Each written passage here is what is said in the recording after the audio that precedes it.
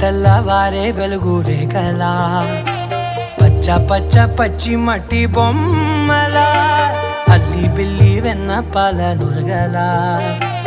అచ్చ తెలుగు ఇంటి పూల కొమ్మలా దేవదేవుడే పంపగా ఇలా దేవతే మా ఇంట అడుగే పెట్టెనంట బ్రహ్మ కళ్ళలో కాంతులే మా అమ్మలా మా కోసం మళ్ళీ లాలి పాడేనంట.